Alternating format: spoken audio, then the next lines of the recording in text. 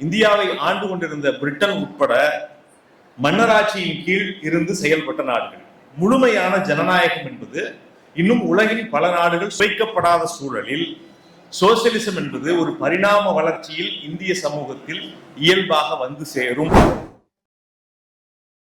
அமெரிக்காவில் இருக்கிறவங்கலாம் உடனடியா சங்கிகளா மாறுறாங்கன்னு, அதற்குரிய சாத்தியக்கூறுகள் அந்த தேசம் என்கின்ற கட்டமைப்பிற்குள்ளேயே இருக்கிறது. அதுக்கான உரையாடல்களே கிடையாது. ஏனென்றால் ஒரு நாட்டிற்குள் 2 மொழி 3 மொழி 4 மொழி என்று பல மொழிகளை பேசுகின்ற ஒரு அமைப்பு முறை என்பது உலகத்திற்கே முதலாக இந்தியா என்கின்ற ஒரு நாடு உருவாகின்ற போதுதான் அது ரொம்ப அற்புதமாக அமைந்தது. ராதாகிருஷ்ணன் முன்மொழிகின்ற போது பல மொழிகளில் எழுதினாலும் இந்திய இலக்கியம் ஒன்றே என்கின்ற ஒரு வாசகத்தை வைக்கிறார். UR அனந்தமூர்த்தி தன்னுடைய காலத்தில் ஒரு 80களின் ஒரு எழுச்சியான ஒரு காலத்தில் அவர் ஒன்றை முன்வைக்கிறார். பல மொழிகளில் எழுதப்படுவதால் தான் இந்திய இலக்கியம் ஒன்றாக இருக்கிறது. ஆனால் சமஸ்கிருதத்திற்கு இந்திய அரசின்படி சட்டப்பூர்வமாக ஒரு நிலம் இருக்கிறது. அந்த நிலம் எங்கு இருக்கிறது என்றால் அருகில் இருக்கக்கூடிய கர்நாடகாவில் இருக்கிறது. கர்நாடகாவில் இருக்கக்கூடிய ஷிமோகா என்கின்ற இந்த மாநிலத்திலே ஒரு சின்ன கிராமம், மட்டூர் என்கின்ற ஒரு கிராமம். இந்த கிராமத்திற்கு அவர்கள் வரலாற்றை எழுதுகிறார்கள். இந்த அப்டேட் கொண்டே வரும்போது சமஸ்கிருதம் ஒரு கட்டத்தில் வளர்ந்து பலரும் பேசக்கூடிய ஒரு மொழியாக அதை உருவாக்குவதற்கான எத்தனைப்புகள்ல அவர்கள் உருவாக்கியதுதான் இந்தி. இப்ப இந்தியாவினுடைய மொழியாக உருவாக வேண்டும் என்றால் மற்ற மொழிகள்லாம் கொஞ்சம் கொஞ்சமா அதுல இருந்து விலகணும், வெளியேறணும், வெளியேற்றப்படணும். அடுத்து தாமயசானுடைய நோக்கம் என்பது இந்தியாவில் இருக்கக்கூடிய மற்ற மொழிகளை இணைத்து அங்கு இருக்கக்கூடிய எழுத்தாளர்களையும் இணைத்து ஒரு தேசிய அளவிலான ஒரு எதிர்ப்பு இயக்கத்தை நோக்கி நகர்வதுதான் இந்த கூட்டத்தினுடைய அடுத்த நிலையாக இருக்கும். ரொம்ப குறிப்பாக பல தோழர்கள் சொல்லிட்டாங்க, இது தமிழ்ச்செல்வனுக்காக நடத்தப்படக்கூடிய ஒரு நிகழ்ச்சி அல்ல. அடிப்படையில் சாகித்ய அகாடமி அமைப்பு என்கின்ற இந்த அமைப்பை உருவாக்குவது, அதனுடைய வரலாறு குறித்தெல்லாம் தொடர் ராதவன் அவர்கள் குறிப்பிட்டார்கள். இந்த வரலாற்றை நீங்கள் எங்கிருந்து பார்க்க வேண்டும் அப்படிங்கிறதா நுட்பமான இடமாக எனக்கு படுது. ஏனென்றால் இந்தியா என்கின்ற ஒரு தேசத்தை உருவாக்குகின்ற போது, ஒரு நாட்டை உருவாக்குகின்ற போது, அதற்குரிய சட்டத்திட்டங்களை உருவாக்குகின்ற போது நடந்த உரையாடல்கள் ரொம்ப முக்கியமானது. சமீபத்தில் நீங்க பிஜேபி ஆட்சிக்கு வந்த பிறகு சோசியலிசம் என்கின்ற ஒரு சொல்லை நீக்க வேண்டும், அது இடையில் சொருகப்பட்ட ஒரு சொல், அது எமர்ஜென்சி பீரியட்ல வலிந்து சொருகப்பட்ட ஒரு சொல் என்கின்ற ஒன்றை முன் வச்சு அதை நீக்கணும்னு சொல்லிக்கிட்டே இருக்காங்க. அதற்கான நோக்கம் வேறையா இருக்கலாம். அவங்களுக்கு சோசியலிசம் என்கின்ற சொல்லை அவர்களுக்கு பிடிக்காது, அதனால நீக்கணுங்கிறாங்க. ஆனால் அது குறித்த உரையாடல் எப்படி நடந்துச்சு அப்படிங்கிறதுல சாகித்ய அகாடமியை இணைத்து பார்க்க வேண்டும் என்று தோன்றுகிறது. நம்முடைய சட்ட உருவாக்கம் குறித்தான உரையாடல்கள் நாடாளுமன்றத்திலே நிகழ்ந்த போது அன்றைக்கு அந்த குழுவில் இருந்த காமத் அவர்கள் அம்பேத்கரிடம் வலியுறுத்துகிறார். இந்தியாவினுடைய அந்த அரசியல் சாசனத்திலே நீங்கள் குடியரசு ஜனநாயகம் என்பதை போல சோசியலிசம் என்கின்ற ஒரு சொல்லை சேர்க்க வேண்டும் என்று வலியுறுத்துகிறார். இப்ப அம்பேத்கர் சொல்றாரு, இந்தியா இன்றைக்கு விடுதலை கிடைக்கிறது. விடுதலை இந்தியாவுக்கு கிடைக்கின்ற போது இன்னும் உலகத்தின் வளர்ந்த நாடுகளே ஜனநாயகத்தை கூட முழுவதும் சுவைக்காத நாடுகளாக இருக்கின்றன. சொல்ற ரொம்ப முக்கியமான இடம். ஏனென்றால் அன்றைக்கு ஐரோப்பாவின் பல நாடுகள், இன்னும் சொல்ல போனால் இந்தியாவை ஆண்டு கொண்டிருந்த பிரிட்டன் உட்பட மன்னராட்சியின் கீழ் இருந்து செயல்பட்ட நாடுகள். முழுமையான ஜனநாயகம் என்பது இன்னும் உலகின் பல நாடுகள் சுவைக்கப்படாத சூழலில் சோசியலிசம் என்பது ஒரு பரிணாம வளர்ச்சியில் இந்திய சமூகத்தில் இயல்பாக வந்து சேரும் அப்படின்னு ஒரு வார்த்தையை சொல்றாரு. இது எதிர்காலத்தில் தேவைப்பட்டால் அதை இணைத்துக் கொள்ளலாம் அப்படின்னு அவர் சொன்னதுதான் 75 எமர்ஜென்சில சோசியலிசம் என்கின்ற ஒரு சொல் சேருது. இந்த வார்த்தைக்கு பின்னால் அப்படியே கொஞ்சம் நகர்ந்து போய் பார்த்தா நீங்கள் நம்முடைய தாகூர் அவர்கள், தாகூர் அன்றைக்கு நோபல் பரிசு பெற்றவுடன் உலகத்தின் பல நாடுகளுக்கு அழைக்கப்படுகிறார். ஏனென்றால் ஒரு தேசம் என்கின்ற ஒரு கோட்பாடு, ஒரு தேசம், ஒரு தேசியம், ஒரு நேஷனல் ஸ்கூல் ஆஃப் டிராமால இந்தி நாடகங்கள் மட்டுமே போறதா நம்முடைய பிரளயன் அவர்கள் இங்கே குறிப்பிட்டார் இல்லையா. ஒரு தேசம் என்கின்ற ஒரு கட்டமைப்பு உருவாக்கப்படுகின்ற போது உலகம் முழுக்க தேசம் எப்படி உருவாக்கப்பட்டது அப்படின்னா ஐரோப்பாவிலிருந்து தான் தேசம் என்கின்ற ஒரு கான்செப்ட் அப்படியே வருது. ஐரோப்பா போன்ற நாடுகளில் தேசம் என்பது என்ன? ஐரோப்பா போன்ற நாடுகளில் தேசம் என்பது ஒரு மொழி பேசக்கூடியவர்கள் தான் தேசம்.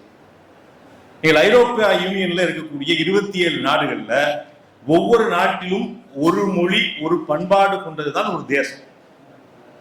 ஜெர்மன் நாட்டில் ஒரு உச்சத்துக்கு போய் நீங்கள் இந்த நாட்டில் ஒரு பண்பாடு ஒரு மொழியை கொண்டது ஒரு தேசம் என்பதை மிக தீவிரமாக கொண்டு செலுத்திய போது நோபல் பரிசு பெற்ற தாகூரை எல்லா நாடுகளுக்கும் கூப்பிடுறாங்க. இப்ப தாகூர் அங்க போய் பேசுறாரு. இது மிக ஆபத்தான ஒரு போக்கு என்று குறிப்பிடுகிறார். எனக்கு முன்பு பேசிய கவின்மலர் அவர்கள் குறிப்பிட்டார்ல, அமெரிக்காவில் இருக்கிறவங்க எல்லாம் உடனடியா சங்கிகளா மாறுறாங்கன்னு. அதற்குரிய சாத்தியக்கூறுகள் அந்த தேசம் என்கின்ற கட்டமைப்பிற்குள்ளேயே இருக்கிறது. அங்க அதுக்கான உரையாடல்களே கிடையாது. ஏனென்றால் ஒரு நாட்டிற்குள் 2 மொழி 3 மொழி 4 மொழி என்று பல மொழிகளை பேசுகின்ற ஒரு அமைப்பு முறை என்பது உலகத்திற்கே முதலாக இந்தியா என்கின்ற ஒரு நாடு உருவாகின்ற போதுதான் அது ரொம்ப அற்புதமாக அமைந்தது. அமைந்த போதுதான் பல விஷயங்களை உரையாடுறாங்க. அப்படி வந்ததுதான் அம்பேத்கருடைய சோசியலிசம் என்கின்ற சொல் குறித்தான உரையாடல். உரையாடல்கள் வருகின்ற போதெல்லாம் நீங்கள் இந்திய மொழிகள் எப்படி இருக்கு அப்படின்னு பார்க்கும்போது பல மொழிகளாக இருக்கு. ஏன் நீங்க நம்முடைய 22 மொழிகள் 24 மொழிகளுக்கு சாகித்ய அகாடமி விருது இப்போ கொடுக்குறோம்னு சொல்றோம். 24 மொழிகள் என்ன அப்படின்னு போய் பார்த்தா அதில் இந்தியா என்கின்ற ஒரு நாடு எப்படி பரிணமித்து வந்திருக்கிறது என்பதை நாம் பார்க்க முடியும். ஏனென்றால் வெறும் சாகித்ய அகாடமி விருது அது தன்னாட்சியாக பாதுகாக்கப்படுவது என்பது நம்முடைய கோரிக்கை என்பது அந்த அமைப்பை பாதுகாப்பதற்கு இல்லை. அது ஏதோ ஒரு இலக்கியவாதிகளுடைய அதனுடைய தனித்துவத்தை பாதுகாப்பதற்காக அல்ல, எழுத்தாளர்களை பாதுகாப்பதற்காக அல்ல.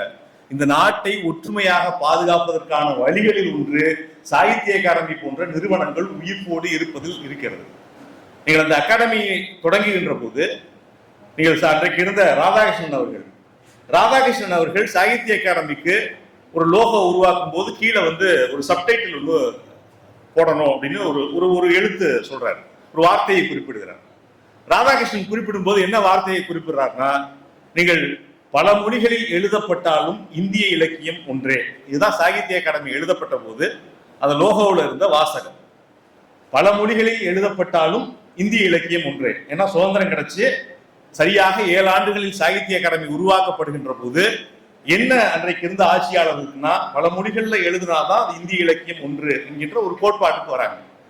நீங்கள் பரிணாமத்தில் எப்படி ஜனநாயகம் குடியரசோடு சோசியலிசம் 75களில் சேர்ந்ததோ அதே போல் நம்முடைய கர்நாடகாவை சேர்ந்த UR அனந்தமூர்த்தி அவர்கள் அதனுடைய தலைவராக இருக்கின்ற போது அந்த வாசகத்தை கொஞ்சம் மாற்றலாமா என்று கேட்கிறார். அதுதான் ரொம்ப நுட்பமான இடம். ராதாகிருஷ்ணன் முன்மொழிகின்ற போது பல மொழிகளில் எழுதினாலும் இந்திய இலக்கியம் ஒன்றே என்கின்ற ஒரு வாசகத்தை வைக்கிறார். UR அனந்தமூர்த்தி தன்னுடைய காலத்தில் ஒரு 80களின் ஒரு எழுச்சியான ஒரு காலத்தில் அவர் ஒன்றை முன்வைக்கிறார். பல மொழிகளில் எழுதப்படுவதால் தான் இந்திய இலக்கியம் ஒன்றாக இருக்கிறது. இந்த நுட்பம் தான் நாம் சாகித்ய அகாடமியை ஏன் பாதுகாக்க வேண்டும் என்கின்ற இடத்துக்கான குரலாக அணுகப்படுகிறது. ஏனென்றால் இந்தியா என்பது ஒன்றாக இருக்க வேண்டும் என்றாலே இத்தனை மொழிகள் ஒன்றாக இருக்க வேண்டும். நீங்கள் இன்றைக்கு 24 மொழிகள்னு சொல்றோம். இந்த 24 மொழிகளில் அட்டவணையில் இருக்கக்கூடிய மொழிகள் என்பது 22 தான். மீதி இருக்கக்கூடிய 2 மொழி எந்த மொழி? அட்டவணையில் இருக்கக்கூடிய மொழிகள் 22ல் நீங்கள் அது 14 முதல்ல இருந்துச்சு. 14க்கு பிறகு 1967ல் சிந்தி மொழி சேர்க்கப்பட்டது. 1992ல் கொங்கணி உள்ளிட்ட மொழிகள் இணைக்கப்பட்டது.